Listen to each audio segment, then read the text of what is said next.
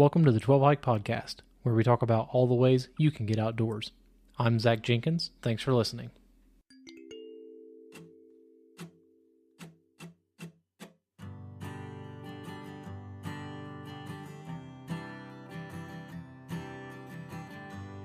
Ancient history is an awesome thing.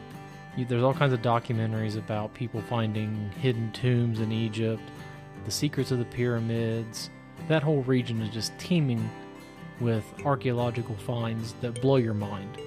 What a lot of people don't realize is in the Ohio River Valley, there's a place that's equally mysterious and equally fascinating. Nestled in Adams County, a little place called Serpent Mound is home to the largest effigy mound in the world. It's a gigantic earth structure in the shape of a snake, hence, Serpent Mound. And it still mystifies historians today. Sure, there are theories. People think they know what the mound is for, but there's no written record to prove those people right. So it's all conjecture. The myth and the intrigue is very fascinating. And today I had the privilege of sitting down with Beth. She is the director there at Serpent Mound, and she and I talk about the history of the place a little bit, how it was found and almost erased from the face of the earth, were it not for some wealthy benefactors on the East Coast. And then we dive into what the mound may have been, how it was built, and some other interesting ancient Indian facts. There we go. Beth, can you hear me okay? Yes. Good morning, Zach. How are you? Good. How about yourself? I'm doing fine. I'm glad to get to see you face to face. I know, right? Technology's awesome. That's fantastic. Yeah. So I have to ask you, are you still in Ohio, or did you make it back home? Still in Colorado. Okay. We got very lucky. Okay. There was a couple of big snowstorms that came through. Okay. Where we live at the base of the mountains, we had between 8 and 10 inches of snow. Wow. And in some of the more affected fire areas, they had around 2 feet. Oh my goodness sakes. Yeah. That's a good thing. Absolutely. So it slowed everything down. It gave the firefighters time to breathe, make a plan. Mm-hmm. Last I heard, they were on their way to complete containment. So wow. Oh, I'm so glad to hear that for you all. It was really crazy because we had the wildfire that affected us. It was called Cameron Peak. And then on the western side of the mountain, they had a fire called the East Troublesome. And within 4 or 5 days, that fire was almost as big as our fire. Oh my goodness.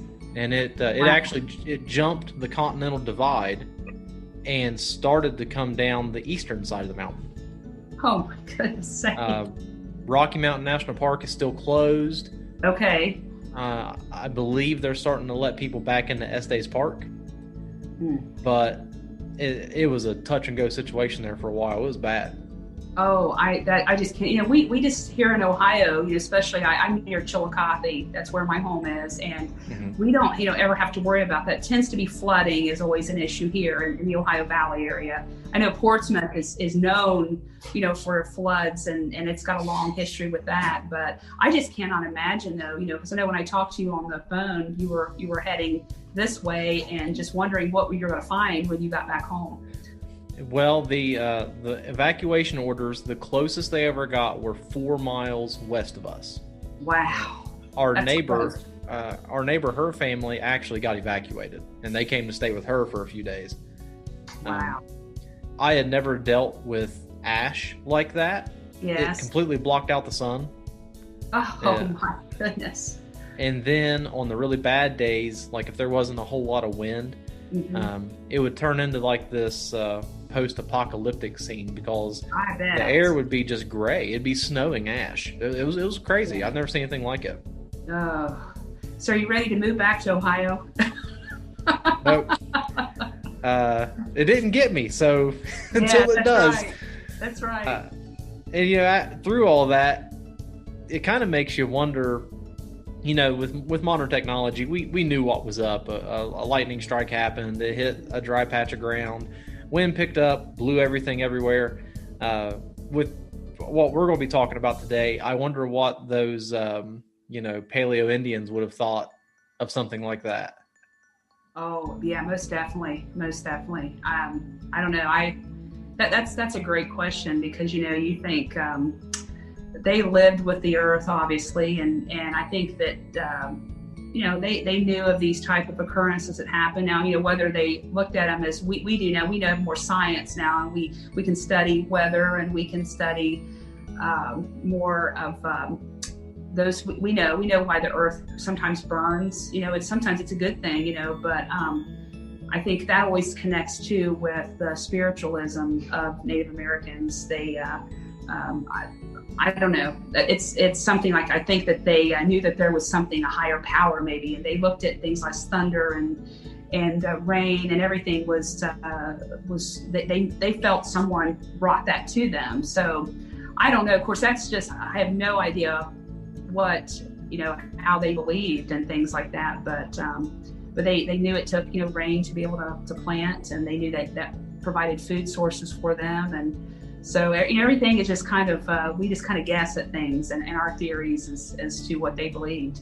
So the interpretation is always very fun. Do you watch? Are you a Netflix person? Yes, I have Netflix. Yes. So there's a new documentary on Netflix about this tomb that they discovered over in Egypt. It's one of the first completely intact, undisturbed tombs that they found for however many years. And they go through the whole process of when they first found it, then they brought in their interpreters to try to read the hieroglyphics to figure everything out, and then dug up all of its contents. I've never firsthand experienced anything like that. Wow. Did you have any experience whenever they first started getting into Serpent Mound? Like, did any of that stuff happen there? No. And Serpent Mound, basically, kind of give you the beginning of this. First of all, let me go back. I want to talk about how you got into Serpent Mound, like how you got into your position and your pathway to there. Yes. Yeah. So if you're ready, we can go ahead and get started. You just let me know. I've been recording the whole time. You're fine. Okay, perfect. So basically, like I said, my name is Beth Jenkins, and my title is the History Preservation Manager for Serpent Mound State Memorial. That also considers to be the site manager as well. So I manage the site, and of course the Ohio History Connection. They actually own the property there. We work as a contractual management on their behalf. The organization that I work for at present is called the Arc of Appalachia, and they are a grassroots land conservationist group that formed in 1995 here in Southern Ohio. And basically their mission is just to protect land. They actually own right now 7,000 acres of land, and they just protect it. They protect it from being overdeveloped or different species of wildlife and plant life and the whole ecosystem just being wiped out due to industry. So they actually serve as a contractual management for OHC. And so the Ohio History Connection didn't always have that name. So in 2014, they had an opportunity to kind of rebrand themselves, and they were formally known all the way back into the 1800s, the late 1800s, as the Ohio Historical Society. So that kind of may give your listeners a little bit of idea of who we're owned by. Some people believe that we're owned by the NPS, National Park Service, or the Ohio Department of Natural Resources, but we're not. We've been history for over 100 years. But I actually was a previous an assistant director for another OHC site called Adena Mansion Gardens. And so that's kind of how I came onto the history scene, working alongside with OHC. And back in, I would say, September, I'd received a phone call from the Arc of Appalachia, and they had not had a proper site manager, I would say, for probably a good solid year, maybe a little longer than that. Yeah. And the job opportunity came up, and they actually asked if I would be interested in taking this on as managing the site. So it was a lot of thought, had a lot of big decisions to make. And, but I have always loved Serpent Mound. And so I took that risk and decided to go ahead and accept the job. And so I've been in that position since January the 6th. And of course, COVID hit. We all are very familiar with that. So you just started in your role, like your current role, in January? Yes. Yeah. Okay. I came on January. We actually, so during the months of January, or I call that my downtime, which that's what I just went into starting today. And because we are a seasonal site, and just like, most of our historical sites and even parks, some of them operate on seasonal hours. So we do as well. And it gives me a chance to be able to plan. I have a lot of planning to do to get ready for the next season. But when COVID hit, we actually were able to open for one Saturday and one Sunday. It was March the 7th and the 8th. And we got on our way. We had our gift shop stocked, and ready to go. Our museum was cleaned. Everything was in place and actually, set up. And then we received a phone call, that COVID had hit, and with Adams County, Ohio, which where we're located, we had to go ahead and we shut down everything. And then everything basically just stayed closed down. And then we decided around June 18th of 2020 to go ahead and reopen. We were one of the first sites out of our 58 OHC sites to go ahead and do that. And, we had a lot of discussions about that. Should we go ahead and open? But we had so many phone calls from the public and emails and social media posts and saying, when are you going to reopen? Because you are an outdoor site. And so that really helped this year, that we were an outdoor area that people could come to. And we've had a wonderful season. We just, like I said, we will conclude our season November the 22nd. We actually will go into just being open on weekends. So we'll be open next Saturday and Sunday. We'll do that for 3 weekends in November, and then we will be closed for the winter months. And then hopefully we'll be able to reopen March of 2021. So, but having that downtime is a blessing for me, because it allows me to be able to get prepared, for next year. There's a lot of planning to be done to be able to run these sites. Have you always been interested in Native American culture, specifically in the Southern Ohio area? I have. I was born in Cincinnati, Ohio, in a suburb of Cincinnati, Ohio, at a hospital. And Southern Ohio, my father is a native of Southern Ohio as well. My mother's from Eastern Tennessee. And, she ended up moving to Ohio when they got married. And so my dad, I guess I have to attribute him to my interest in Native American, especially the prehistoric Ohio Native American history. My dad, when he was a young boy, grew up on a farm here in Southern Ohio, and there was a lot of artifacts in those fields. And every spring, when those fields would get turned over, that soil, things would come up. And he was always taught to honor and cherish those things that had come from prehistoric peoples. And so he collected those artifacts and never wanted to sell them or anything like that. He was just fascinated by them. So as I grew up, as a child, and he really taught my brother and I, about what these pieces were. And we were always fascinated by he had a glass display case that he always kept in his office of those type of items. And he let us, with his assistant, we would hold them and look at them. He would talk to us about that, and let us, describe what spear points were and axe heads and things like that. And so, yeah, I've always kind of grew up around that. As I started into college, of course, with my program I was in, I had to take a lot of classes in history and American history, and learned a lot. I had a very rigorous professor. I attended Ohio University and graduated from there. And I had one of the toughest history professors. He's retired now. He's actually an author. He's penned many books, and but he was really influential. I would also say, going back, another really key person in my life in regards to Native American history would have to be my 8th grade Ohio history teacher.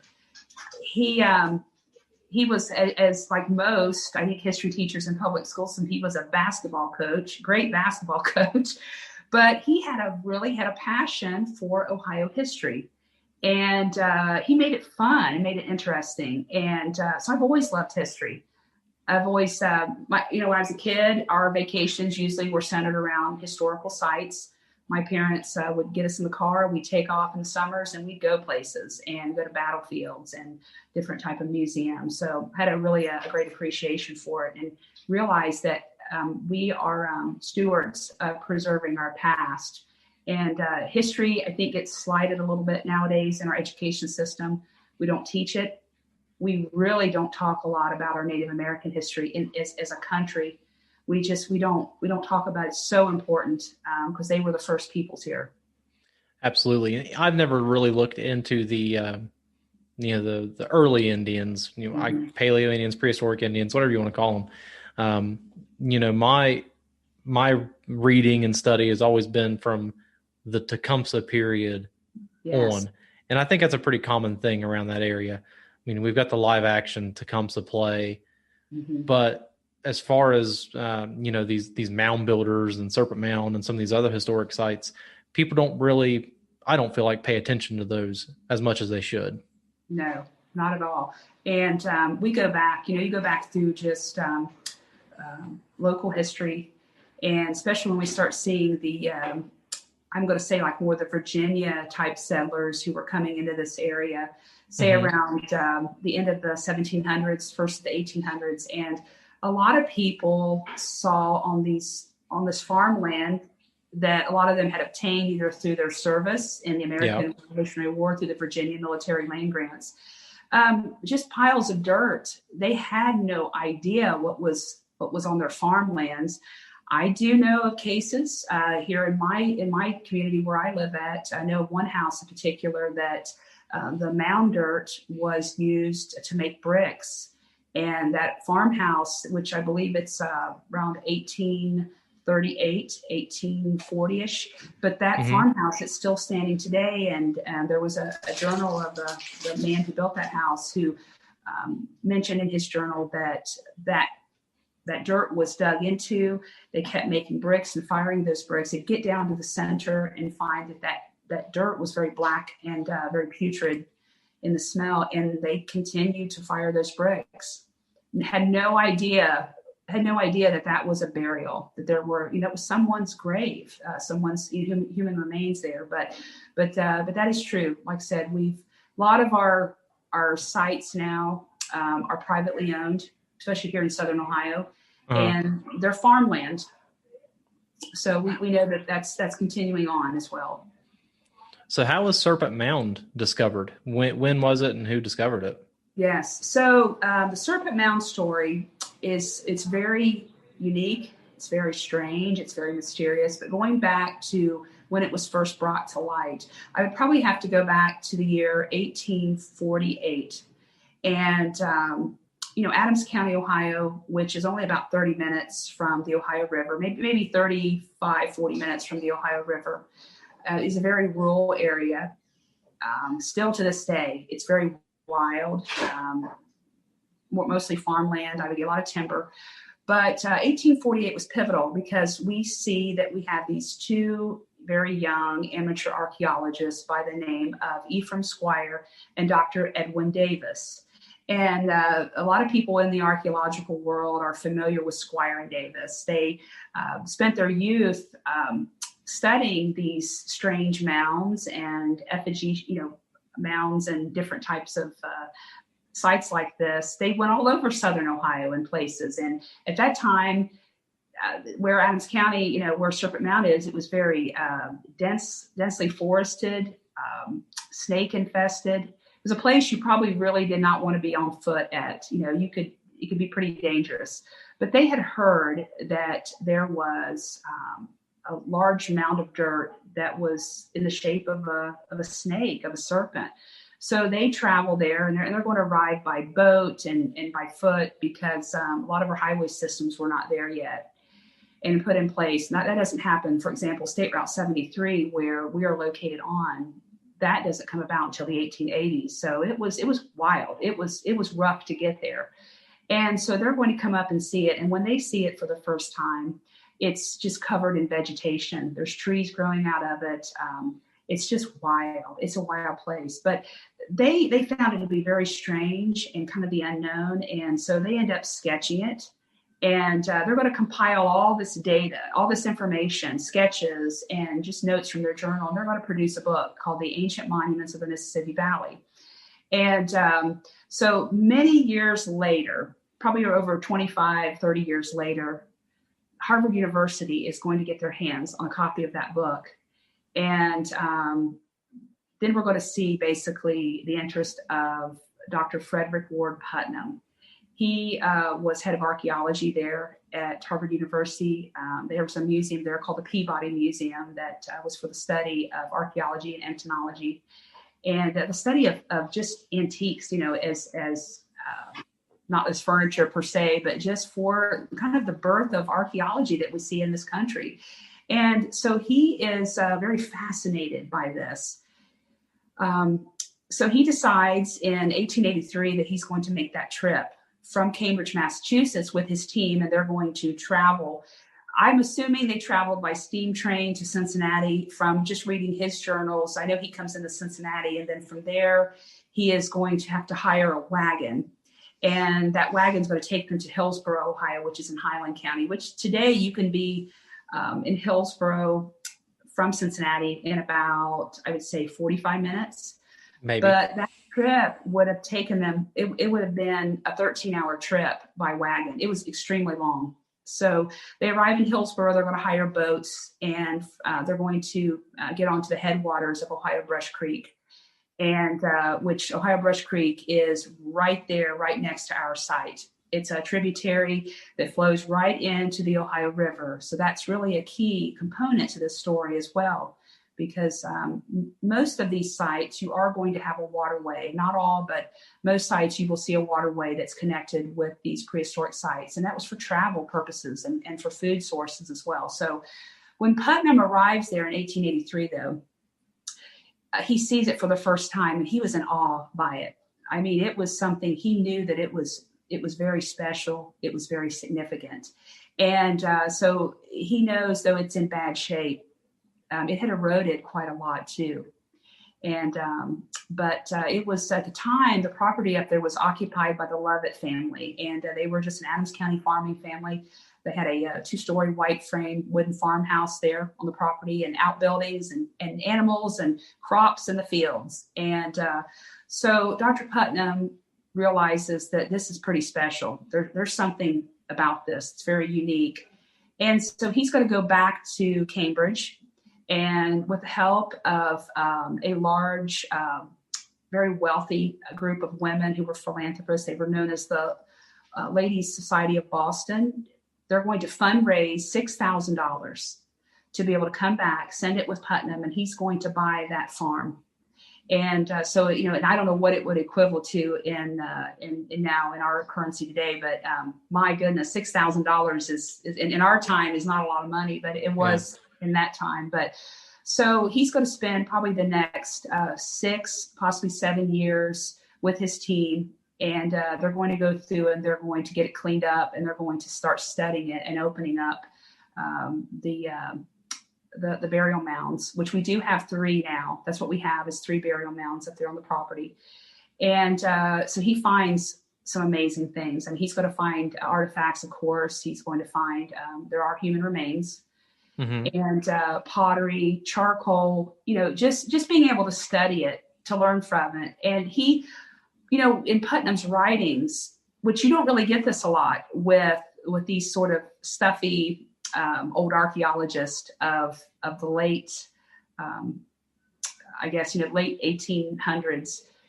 He had a very personal attachment to it. I mean, he cared about it. That's what I pick up by reading his journals. He really was concerned about Serpent Mound. He worried about it.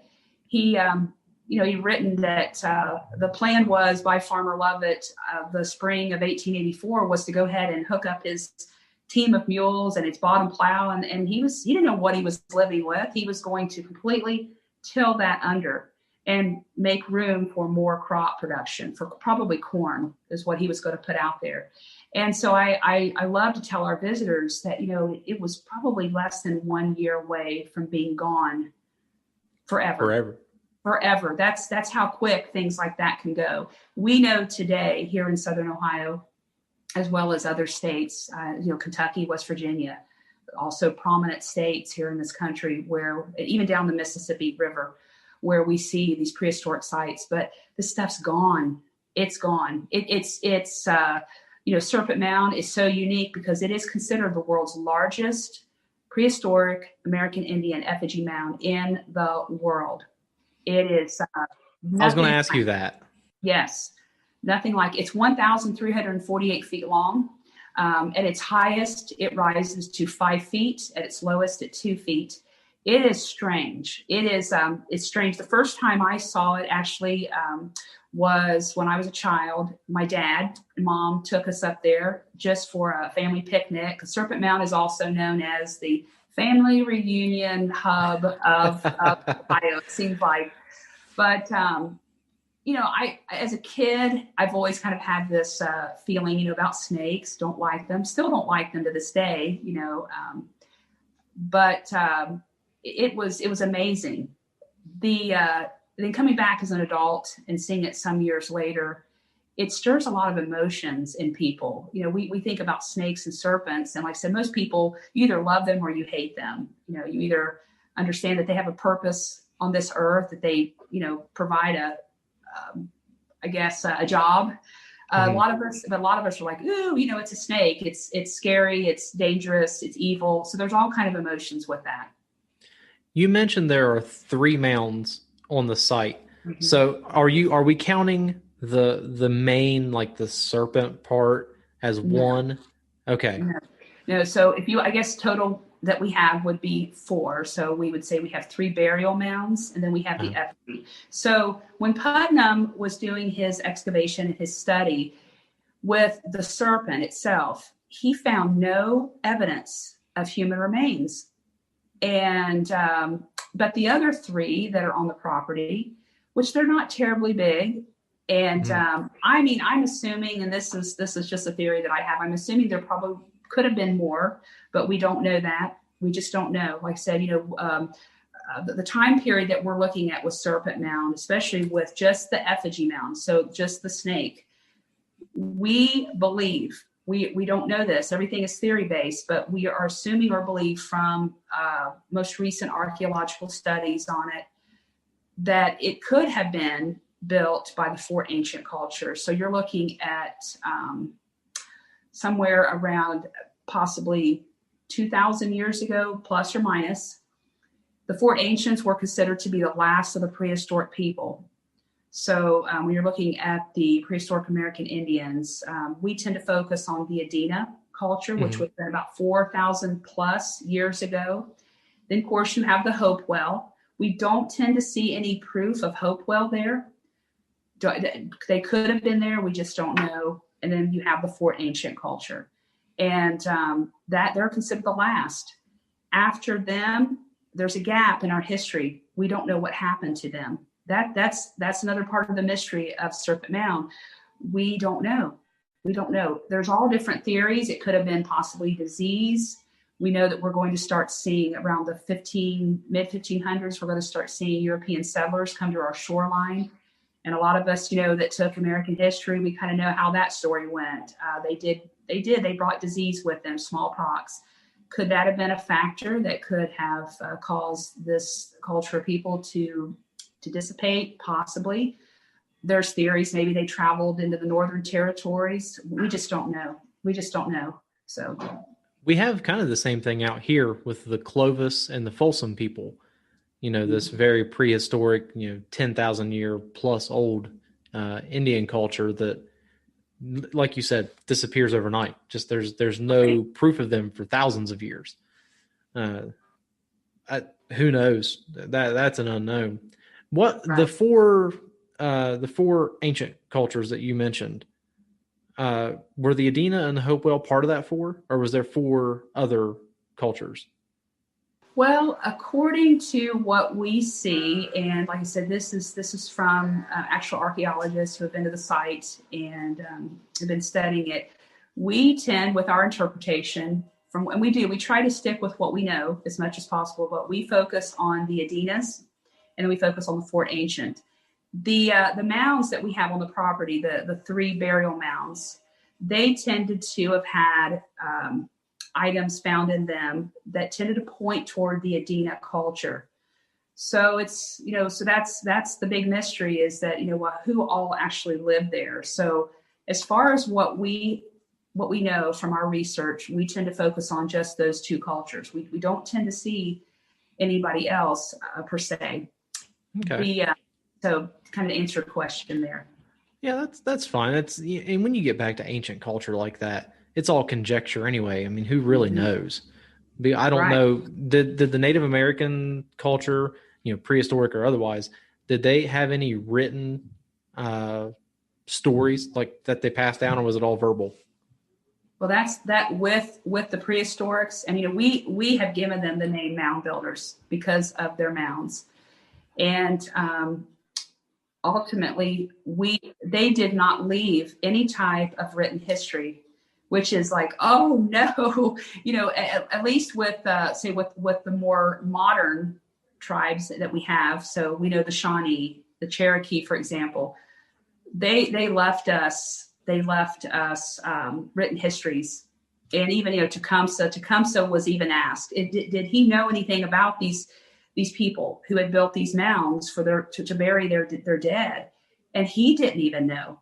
He didn't even know anything about them. And so it is a great mystery. We just, unfortunately, they did not leave, with the Egyptians, they left hieroglyphics and writings. But with this group of people, we don't know. We don't know what they called themselves. We don't know what their language was. The only thing that we have is what they've left in these burials, and just like their diets. We know probably what they would have, how they would have eaten, just from animal bones and things like that as well. So it's a mystery. I don't know. I don't know if we'll ever really know all the answers to that. So I guess to pick up where we left off, if I remember correctly, you had just finished talking about the scientists coming and finding the place, and then purchasing the land from the farmer, and them starting to unpack the mystery behind what they just found. Am I right? Right. That is correct. So I think where we left off would have been probably the year 1883.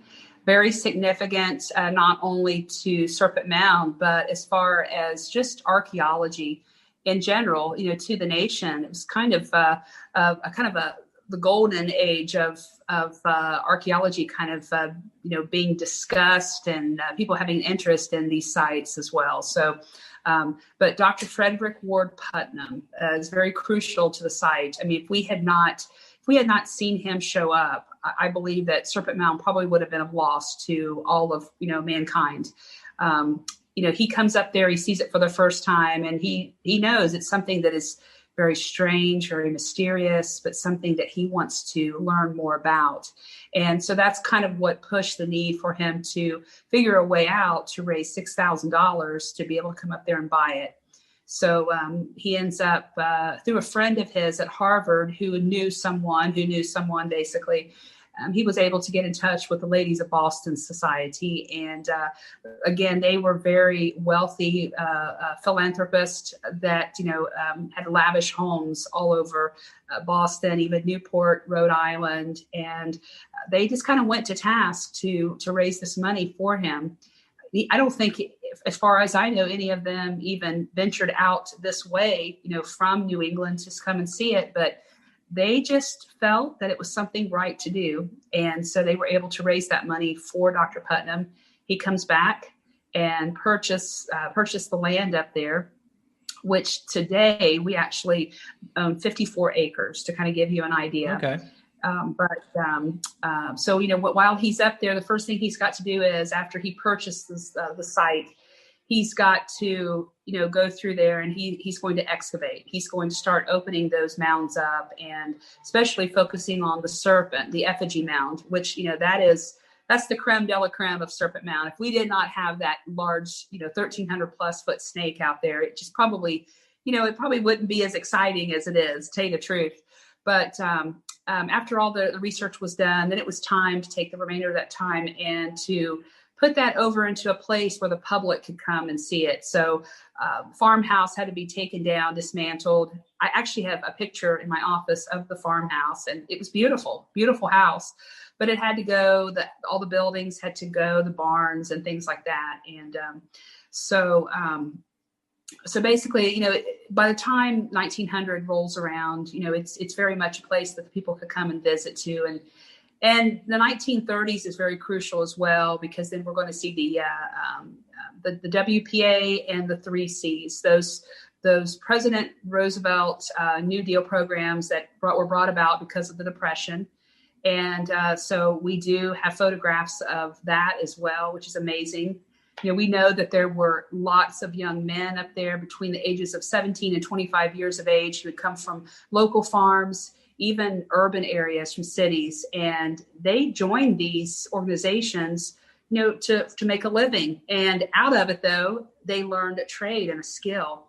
So we do have several structures there on the site that are from that time period. In fact, that's probably the newest building that we have. So we actually work daily and use daily these structures, and they are deemed historical as well.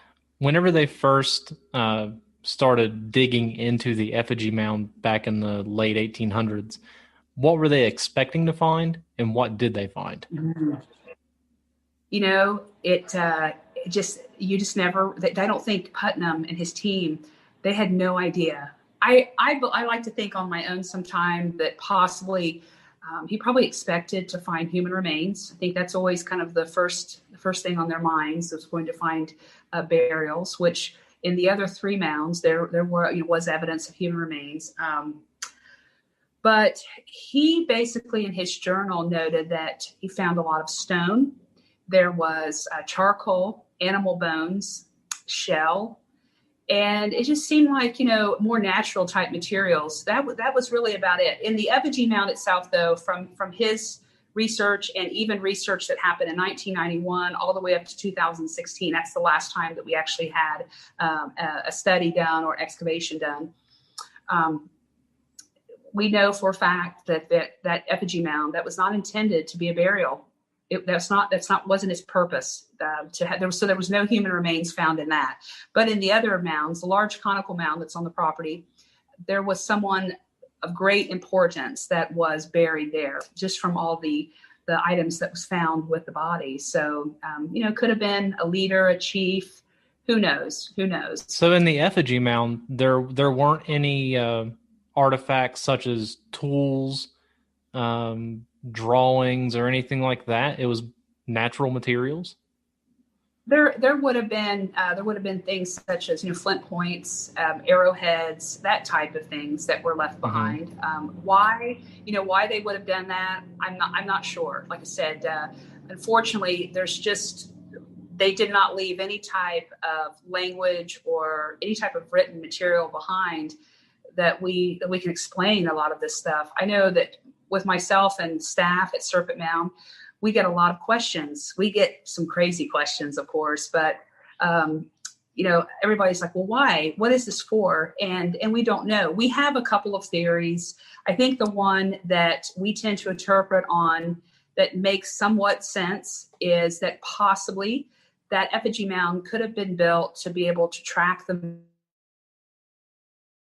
movements of the sun or the seasons or seasons, I should say. So in particular, we know that on June the 20th or the 21st, whatever date that the summer solstice falls upon, which that's the longest day of the year in the calendar, the sun will align itself pretty close. I mean, it's pretty perfect there with the head of the serpent. I was out there this summer, and of course, we probably had close to 900 plus people there on that day. We had extended hours, and right around 9:02 p.m., the sun set perfectly. We started tracking it, toward the afternoon, and that sun, it lined up perfectly at the head. Now, fall equinox, which was in October, I believe, it lined up with one of the coils, the body. It tends to be off about 2 to 4 degrees, but still, that's pretty good considering they did not have measuring devices that we have today. And especially with some of the big earthquakes we've had, supposedly they knock the Earth off its rotation slightly, just a Yeah. little bit. Yes, that's true. And then, of course, what we have coming up next is going to be winter solstice, which I believe that falls on Monday, the 21st of December, but it's early in the morning. Mm-hmm. So it will align, the sun will align with the coiled tail. So that's a theory that we tend to interpret on. Again, nothing is 100%. What we stand pretty firm on, though, is that we do believe that site was built by prehistoric American Indian people.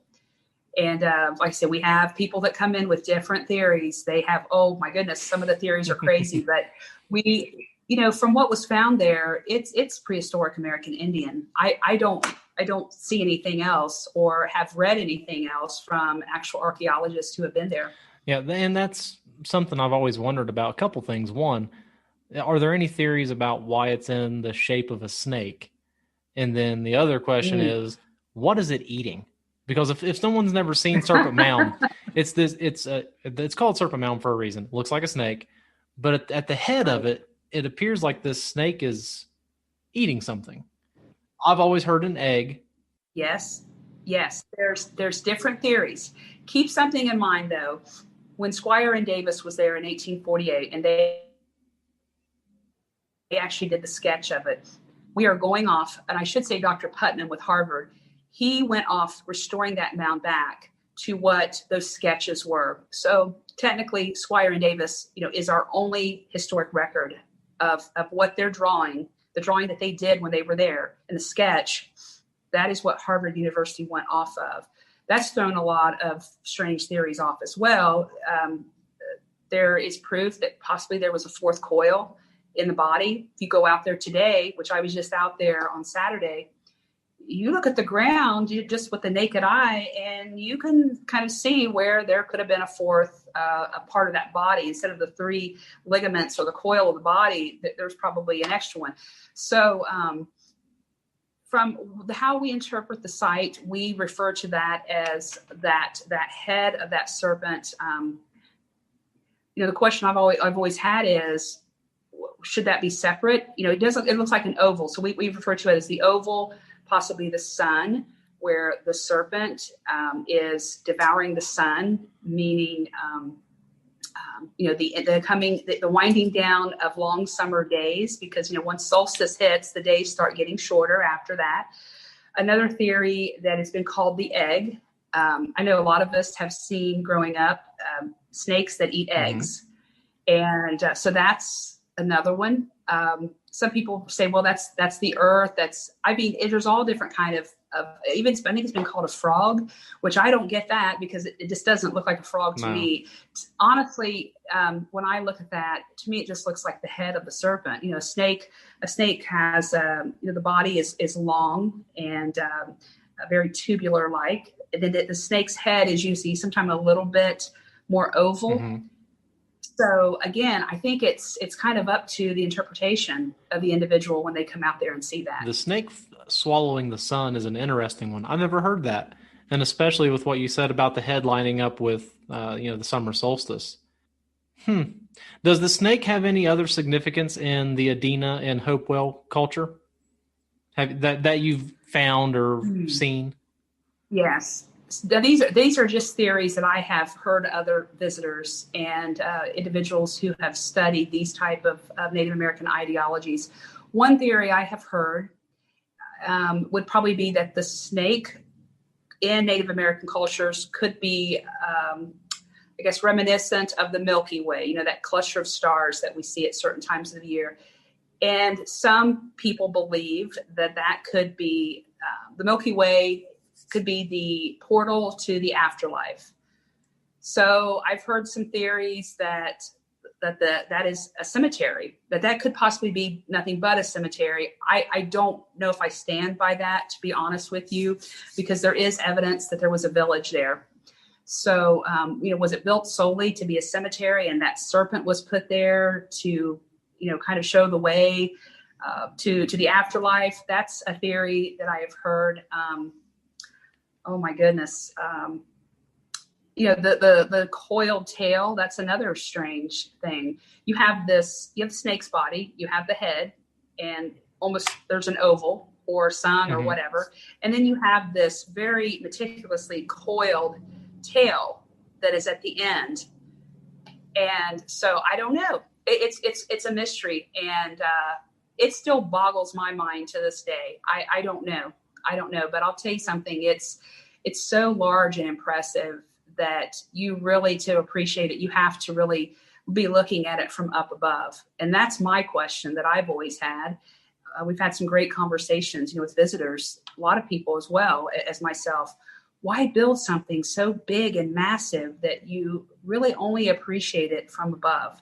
So we have the observation tower at Serpent Mound. It has been there since 1908. Mm-hmm. And if we did not have that tower there, our visitors, their experience would be a little bit different. When you're walking up to where the mound begins, the effigy mound starts, you tend to approach it kind of between the third coil of the body and then the actual coiled tail. So you're kind of coming up toward the end mm-hmm. of it. And on the right of the pathway is the tower. Tower is about, I'd say, 2.5 stories tall. Once you get to the very top level and you look down upon it, it takes your breath. It really does. It is quite impressive. Just to think that prehistoric American Indians built that using very crude tools. It would have been a lot of moving of dirt and soil with baskets, probably using stone, possibly mussel shells to be able to dig into the earth and to move that. A lot of hands had to have built that. Tremendous amount of work. So the question is, why? Why do that? Why build a snake? I don't know. That's the mystery. That's the mystery to it. It's a human mystery, because you see the same thing in other cultures too. Just probably the best example is the pyramids. Right. There's a lot of mystery around those, just like Serpent Mound. They're huge. How'd they build them? How do they line up with certain solar components? And then there's chambers hidden in them. How did they do that? Why did they do that?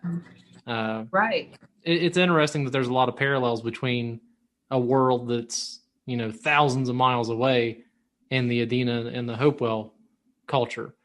Right. I know last time we talked, you mentioned that it was the largest effigy mound in the world. Is that right? That exists today. Yes. It's 1,348 feet long. At its height, it's 5 feet. At its lowest point, 2 feet. Is there any evidence in other parts, let's say, of North America, of something like that potentially existing, but we just don't know the scope of it? I would say possibly that I believe I've heard of stories where there were other effigy mounds that were built, but things are gone now. I think that's why that we tend to to let our visitors know we're the largest existing effigy mound in the world of a serpent. I know of other places that's throughout the country where there are other type of structures. You have Alligator Mound, and there's other places, but ours tends to be of this large, extremely large earthen snake. And so I think when a lot of people come there and they see it for the first time, it evokes a lot of emotion in people. I think all of us, like I talked before, with a serpent, most of us don't have really good, warm and fuzzy feelings about a snake. We're very afraid. Most people are. I mean, I know there's people that have them as pets, mm-hmm. and they are, or people have been raised around them to respect them and understand them. But most people see it for the first time, and the first thing that comes to their mind is oh, this is dark and evil. This is something frightening, and but again, it's all about the visitor's experience and what they take away with it. And I really enjoy getting to talk to visitors on a daily basis and just to hear their theories about it. It really starts some great conversation. And I think as long as we're talking about this and letting people come out and experience it, it evokes a lot of emotions with people. In the Ohio River Valley region, are burial mounds super prevalent? I know just as you're coming into Portsmouth from Route 104 and 73, there's Trimper yes. Mound right there. And there's a big fight right now about it potentially being removed, I think, from what I've heard. How many mounds are there that have been located? Oh my goodness, there's lots. So let me just kind of paint a picture for you. Mm-hmm. Let's talk about the Fort Ancient culture. Let's talk about the land that they occupied. So from a map that I've seen years ago, if you look at, say, let's start at Columbus, Ohio. So let's go all the way north to the center of the state. Let's go south into Kentucky, where Corbin, Kentucky is. That would be just off of Interstate 75. Mm-hmm. So north to south, from Louisville, Kentucky, all the way over to Parkersburg, West Virginia. That is considered to be basically the homeland of just the Fort Ancient cultures. That's huge. Right in the middle of all of that is the Great Ohio River, Mm-hmm. which is very vital. Now, the Ohio River now is much, much wider and bigger than it used to be. And that's because of barge traffic and being able to move products, north, northeast, and south. But, just the mounds alone. I mean, we know that the Mississippi Valley, oh my goodness, it's just full of prehistoric American Indian mounds.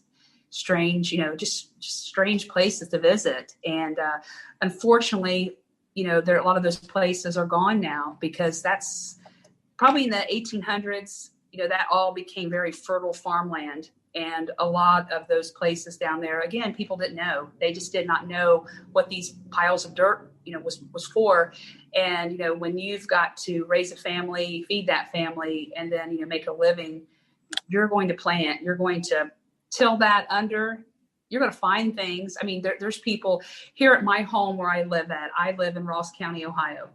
My home was built in 1848, and right outside this window right here sits Baum Prehistoric Earthworks. And that's something you can get online, you can read about. It is privately owned. It's been in a farming family for years. Where I live at, this house actually owned all of that farm, all of that land. And when I also do genealogy, and when I'm going through the genealogy of the Baum family that built this home, they talk about finding things, artifacts. And actually 2 years ago, I was digging in my backyard and I find stuff. So, Baum Prehistoric, it was a large prehistoric American Indian village as well, so civilization. But again, these places they're just going. And that's why it's so important for organizations, whether they're historical or land conservationist groups, to be able to come in and purchase these places. Yes, the population's growing, and of course we need, places for people to live. But once these sites are gone, they're gone forever. They're gone. And the burial mounds, are they treated kind of like the way some of the Egyptian tombs are? Like they'll find human remains in there, and then there's gifts, offerings, things that were important to those people in real life? Yes, sure. I mean, we do that today when we bury our deceased, friends and family and loved ones. I believe, it was the same way. Usually if someone of great importance, you're going to find more artifacts with them. Much, I think, like the Egyptians, it was for that journey, or just because they had that person in high regards, or they cared about that person. So yes, I would say definitely. And of course, not everybody made it into a mound either. Some of these sites you'll just come upon skeletal remains. And that's some of the questions I wished I had answers to. Why mounds? Why just not dig into the earth and bury? The way that we bury our deceased now, we don't have mounds. So wonder why. Good questions. Are mounds unique to the ancient Indian civilizations in that area, or are they in other places? I think that, you'll see evidence of mounds. I think where we're at here in Southern Ohio, yes, you tend to see that. And, but at least here, I think in the Ohio Valley to the Mississippi Valley, they tend to be really prevalent. How about when you get into the West Coast or maybe in South America? Do they see the same thing there? Do you know? Well, we, you have places like, the Mayans. I mean, look what they built. I don't know. That's another big topic. And I will be honest, I don't know enough about that to even go there. Mm-hmm.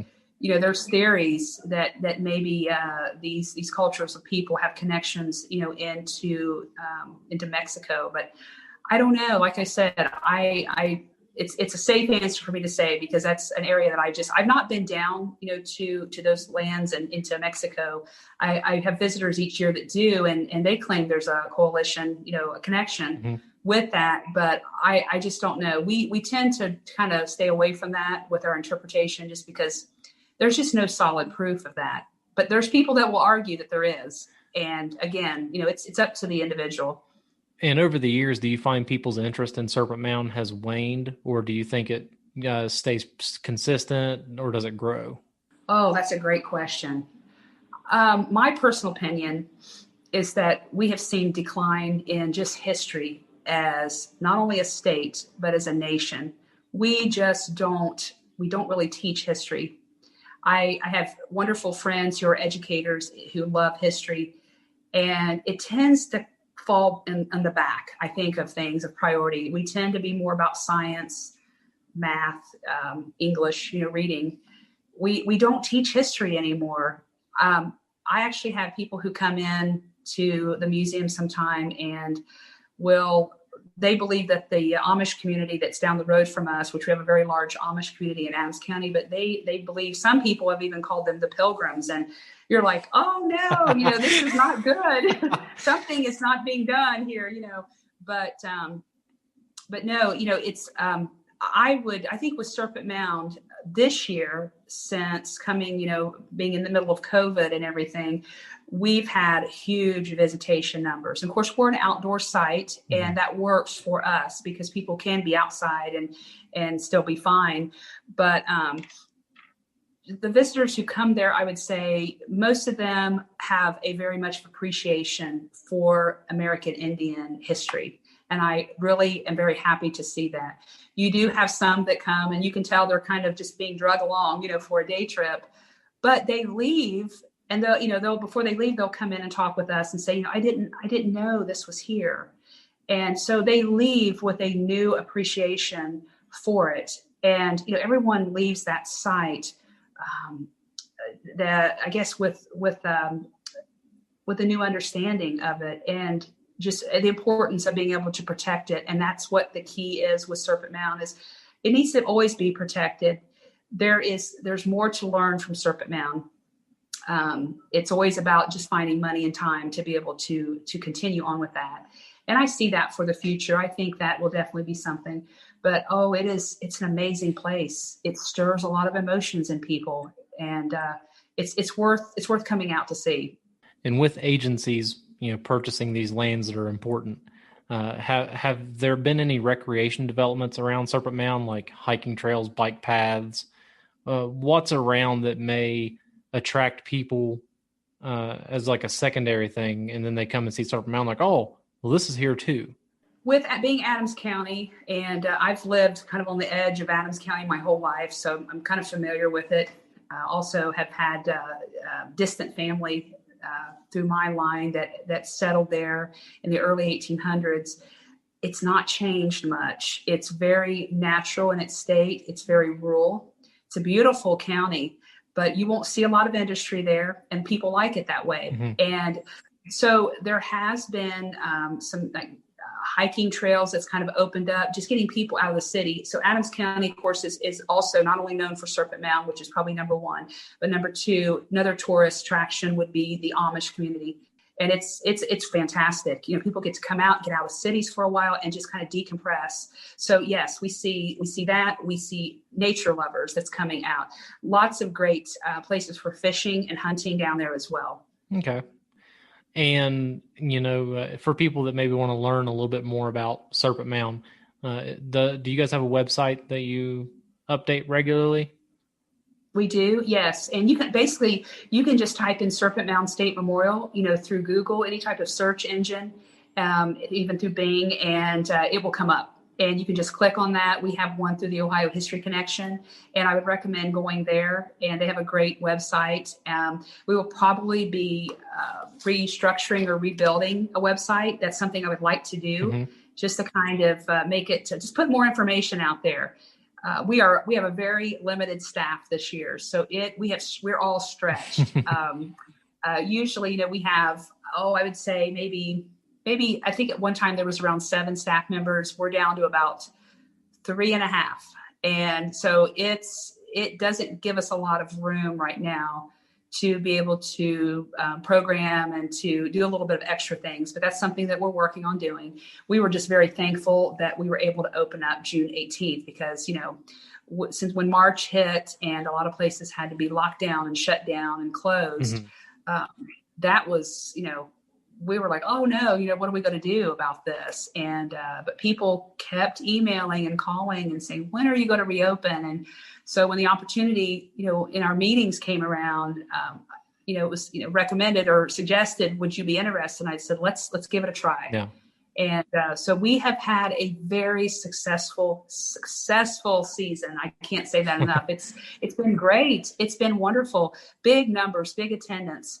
And but Serpent Mound's been around for a long, long time.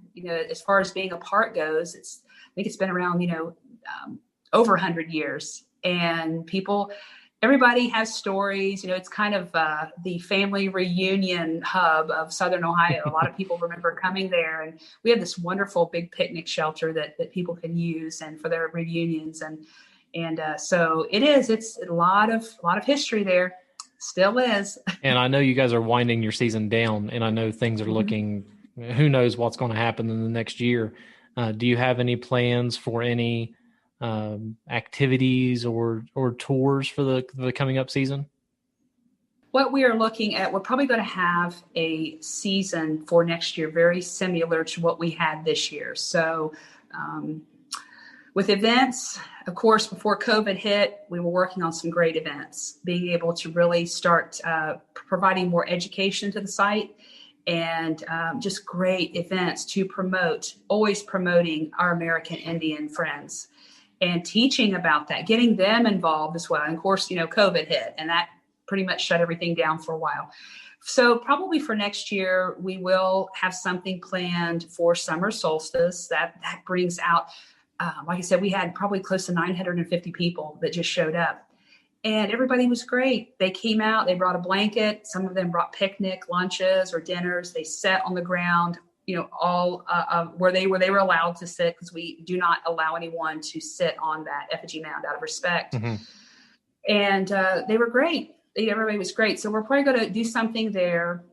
Probably not like we've done in the past, but still make it worthwhile for folks to come out.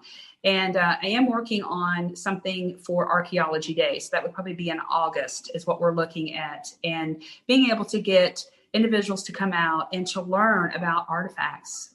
There are so many people who love to collect artifacts, and they're very knowledgeable about, say, how these stone axes were used or spear points.